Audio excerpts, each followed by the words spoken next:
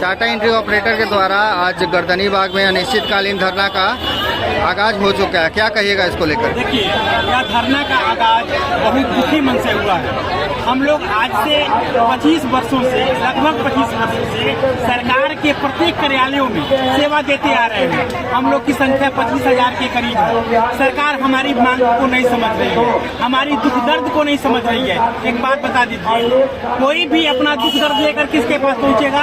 अपने गार्जियन के पास पहुंचेगा। तो यहाँ नीतीश जी जो है तो दिल खोल के बैठे हैं, उनसे हम लोग अनुरोध करने आए हैं, आग्रह करने आए हैं कि हे नीतीश कुमार, हे बिहार सरकार, आप मेरी बात को मान लीजिए और हम लोग का जो कलंक का जो दाग लगा है आउटसोर्सिंग का, उससे हम लोग को मुक्त कीजिए। सबको बांटते हैं, हमको डांटते हैं, ऐसा हम लोग नहीं होने देंगे। हम लोग बिहार सरकार के प्रत्येक कार्यालयों में अहम योगदान दे रहे हैं, आज 25 वर्षों से दे रहे हैं। योगदान इस तरह से होता है कि सुबह 9 बजे जाते हैं, रात को 9 बजे आते हैं।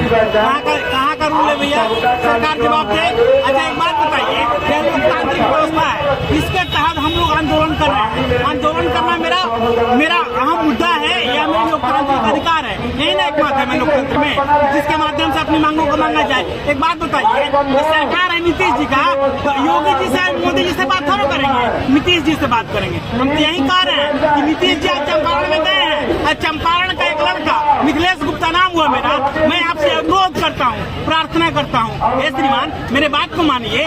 ये नौजवान जो है रोड पे डिमलिया खा रहा है, छितरा रहा है, आप वहाँ जाके वाल्मीकि नगर का आनंद ले रहे हैं। उस आनंद में से थोड़ा सा इधर भी मुद्रण कर दीजिए कि हम लोग का बाल बच्चे का जीवन उज्जवल हो जाए, हम लोग का बच्चों का भविष्य उज्जवल हो जाए। हम लोग रोजी रोटी के लिए भटकते हैं, श्रीमान जितनी हम लोग की मानदेय मिलती है उसमें हम लोग का कुछ नहीं होता है, उसमें हम लोग का पालन पोषण नहीं होता है। तो बताइए, अब तो एज भी एक्सपायर कर गया, आदमी रिटायरमेंट के कगार पे आ गया। बहुत सारे साथी हैं जिनका 2 साल 1 साल नौकरी बचा है, बिना सूचना के आप हटा दीजिएगा, कोई आरोप लगा के हटा दीजिएगा। महाराज अभी तो दया कीजिए, अभी तो थोड़ी दया बरसाइए, अभी तो थोड़ा हम लोग को कृपा कीजिए और हम लोग का अफसोस का दाग मिटाइए, हम लोग का राजकर्मी का दर्जा दीजिए, हम लोग को अपने अपने विभाग में समायोजित कीजिए। यही सरकार से हम लोग की मांग है और प्रार्थना है। और इसी के साथ अल्टीमेटम भी है,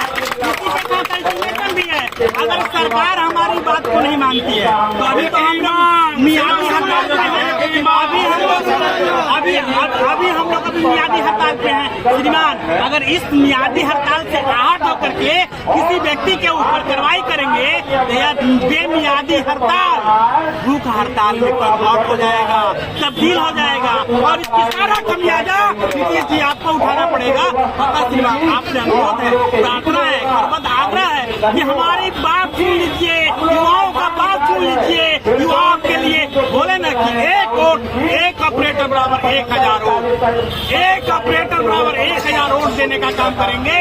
गांव गंवई से लेकर के प्रखंड मुख्यालय से लेकर के जिला मुख्यालय से लेकर के पूरे राज्य में आपका परचम को लहराने का काम करेंगे। यही अनुरोध है समान, हम लोग को आउटसोर्स का डब्बा हटाइए, हम लोग को रेगुलर कीजिए, हम लोग का भी बाल बच्चा है, हम लोग पर अपनी दया बरसाइए। यही आग्रह है सरकार से। पहले भी आग्रह हो सकता है, पहले भी आप लोग मिले हैं क्या सम्राट चौधरी से? सम्राट चौधरी जी से भी पहले भी हमारी वार्ता होती रहती है, हमारी यूनियन के लोग मिलते रहते हैं और हम लोग अपनी बात को समय समय से अवगत कराते रहते हैं कि क्या परेशानी है और क्या नहीं परेशानी है। सरकार कह नहीं सुनती है भाई, हम कब तक सुनाएंगे? आश्वासन आश्वासन आश्वासन, खाली आश्वासन।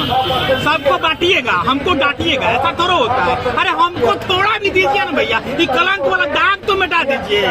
क्या हम लोग कोई गुनाह किए हैं? अगर बिहार में जन्म लेना गुनाह है, अगर सरकारी कार्यालय में काम करना गुनाह है, तो हम लोग हाथ में बंदूक थमा दीजिए, हम लोग सबको मारते रहेंगे रोड पर घूम घूम के, क्या करेंगे? दूसरा कोई उपाय है क्या? कोई उपाय नहीं है। अतः यही बात है नीतीश सरकार से कि आप बोलते हैं कि नीतीश बिहार में बाहर है, नीतीश ही कुमार है। अरे महाराज, उसी बिहार में से थोड़ा सा हम लोग पर भी दया कीजिए ना।